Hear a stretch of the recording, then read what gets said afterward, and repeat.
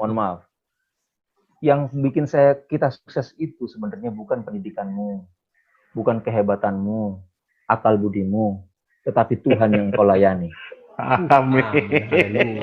Artinya kan tadi udah dibilang, bro, tujuannya ini rencana keselamatan. Jadi kalau rencana keselamatan itu udah nggak mikirin lagi ke depannya mau jadi apa. Udah siap besok masuk surga.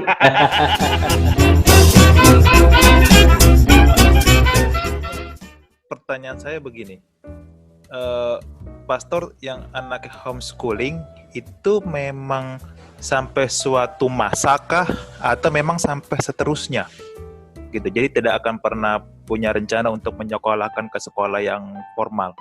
Kenapa saya tanya ini? Jadi pertama, prinsipnya saya tadi sudah dapat poinnya ya, mengenai keselamatan, toh ujungnya kan yang paling poin yang utamanya ke situ. Tapi terlepas daripada itu kan pendidikan itu untuk mencari nafkah. Nah, kalau saya memang kalau sampai taraf SMA bolehlah dikit-dikit kita masih sanggup untuk mengajarinya. Tapi kalau saya pribadi kuliah mungkin tidak sanggup lagi. Sementara sekarang orang yang tamat SMA pun dianggap dunia ini sebelah mata, susah lah mencari pekerjaan. Maksud saya itulah dasar saya gitu loh. Kalau dari pastor sendiri punya rencana anak ini, apakah memang selamanya itu menjadi homeschooling atau ada area tertentu atau bagaimana, pastor? Maksud saya.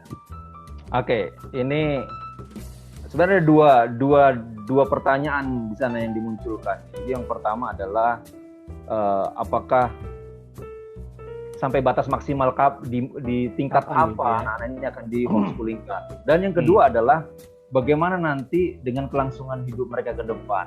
Ya. Dalam artian pencapaian kesuksesan tadi. Ya. Oke, yang pertama, sampai di tingkat mana?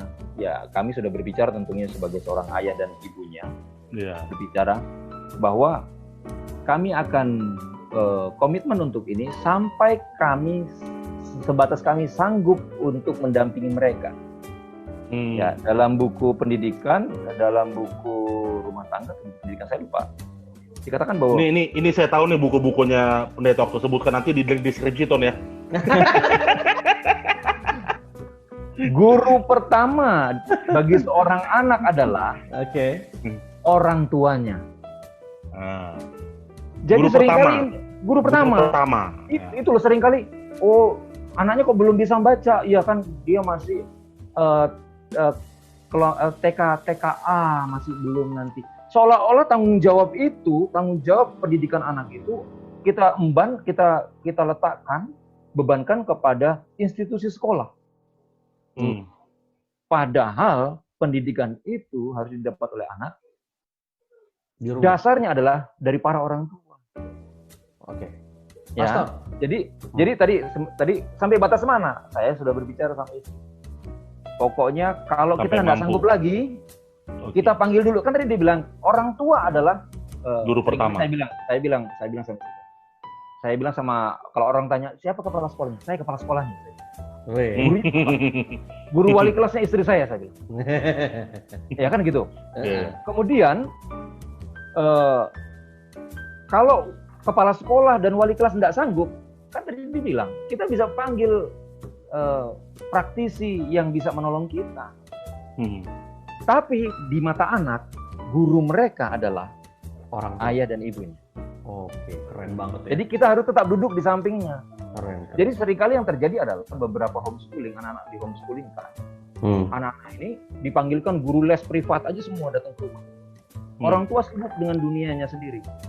Sementara homeschooling yang dimaksud di sini, yang di Indonesia mengalami beberapa perubahan tadi, yang seperti tadi.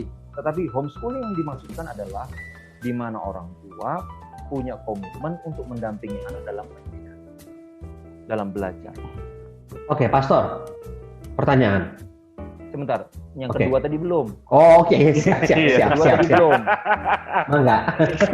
Si Deden nanti nggak bisa tidur. Jauh-jauh dari Papua. Ya. Yang kedua tadi, bagaimana dengan kesuksesan anak nanti? Mohon maaf. Mungkin saya terlalu liberal ya. Mohon maaf. Yang bikin kita sukses itu sebenarnya bukan pendidikanmu, bukan kehebatanmu, akal budimu, tetapi Tuhan yang kau layani. Amin. Haleluya. Ya, mungkin saya agak liberal, tetapi Amin, saya imani itu. Amin. Amin. Oke, Pastor. Kalau saya lihat berarti ini pastor ini mau bikin anaknya jadi pendeta juga berarti. Siap. Karena kalau mau jadi ahli ekonomi atau lain-lain mungkin berat karena dasarnya pastor kan pendeta. Oh, jangan salah. Enggak, Jangan no. salah, Bro. Lo jangan salah, Bro. Anakku yang pertama, si Abang, Vito namanya. Kalau saya tanya, mau jadi apa? Mau jadi pilot. Wow. Tapi yang kalau boleh waktu sekolah harus berhenti pada hari ibadah.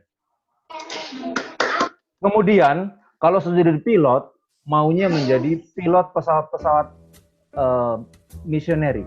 Wah. Iya. Terus yang satu lagi mau jadi apa? Ya. Kalau saya mau jadi kalau jadi dokter. Kalau dokter, wah itu mahal sekali, susah, nanti harus langgar hari ibadah. Enggak, saya akan pegang prinsip untuk itu. Dan nanti kalau jadi dokter pun akan melayani. Tapi kembali, mereka selalu punya komitmen bahwa apapun profesinya, mereka harus mau untuk terlibat dalam pelayanan. Amin. Luar biasa. Oke. Berarti artinya kan tadi udah dibilang, bro. Tujuannya ini rencana keselamatan. Jadi kalau rencana keselamatan itu udah nggak mikirin lagi ke depannya mau jadi apa. Udah siap besok masuk surga.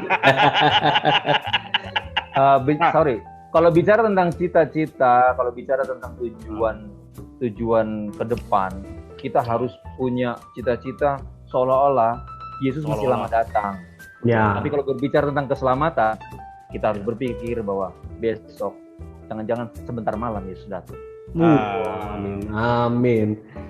Puji. Oke, gini aja. Oke, kita rasa soal rohani ini kita udah dari sisi kerohanian ya. Mungkin boleh kita tanya-tanya ke pendeta ini dari sisi aktivitas atau aktivitas homeschooling, sosialisasi sosial anak-anaknya bagaimana gitu ya. Karena kan begini, pendeta, kalau boleh kita tahu nanti bagaimana sih aktivitas sehari-hari keluarga pendeta, apakah memang belajar seperti jam sekolah atau bagaimana teknis-teknisnya. Terus ada juga yang begini pendeta, katanya kalau kita homeschooling tingkat sosial apa? Distancing. Bukan, apa namanya? Anak-anak bersosial ini kurang, kemampuan anak-anak untuk bersosial kurang. Nah, kita mau dengar pengalaman pendeta nih. Ya. Jadi mungkin karena Bro Andi pernah di Jawa Tengah ya, jadi pernah tahu dan kenal anak-anak kami ya. Iya. Jadi mungkin kalau Bro perhatikan aja lah, siapa yang mengenal dekat dan langsung bisa matching dengan anak-anak Bro ketika anak-anak Bro masih baru masuk jadi pendatang baru. Wih. Betul. Ya, lihat kan? Betul. Bisa lihat kan? Ya. Dua anak kami. Betul. Padahal anak kami nggak tinggal di situ. Yes. Ya. Jadi artinya begini. Mungkin inilah luar biasanya. Sorry ya, saya menyebut satu merek gereja ya. Inilah luar biasanya berada dalam lingkungan gereja Advent. Kurang lengkap apa kegiatan gereja? 1, Rabu malam. 2, Vesper. 3, Sabat. 4, nanti PA. Belum lagi sel grup yang ada. Kelas kemajuan. Jadi itu adalah wadah di mana anak-anak kita bersosial. Dan bagi saya sebagai seorang pendeta, di mana saya melawat atau berkunjung dalam kunjungan-kunjungan sosial kepada rumah-rumah anggota gereja, mereka biasanya di samping saya. Jadi untuk bertemu orang baru, memang ini perlu kita ajarin. Untuk bertemu orang baru yang baru dikenal dan segala macam itu bukan suatu barang baru atau menjadi canggung buat mereka. Bahkan kita kalau mau masuk ke kuliah, pada saat setelah misalkan homeschooling selesai dan punya legalitasnya, terus kita ingin masukkan dia ke tempat kuliah, itu bisa ya? Sangat bisa. Sangat. Oh, oke. Sangat. Ketika Musa yang harus diserahkan oleh ibunya kepada Ratu Fir'aun untuk menjadi anak angkatnya. Musa di tangan ibunya sampai usia 12 tahun. Oke. Sepanjang umur sebelum mencapai 12 tahun itulah Yochebed memberikan pelajaran demi pelajaran yang membuat Musa ketika ia bertumbuh dewasa, kitab dalam buku Ibrani katakan, ia lebih memilih bangga menjadi orang Israel ketimbang menjadi orang Mesir, bahkan menjadi calon Fir'aun.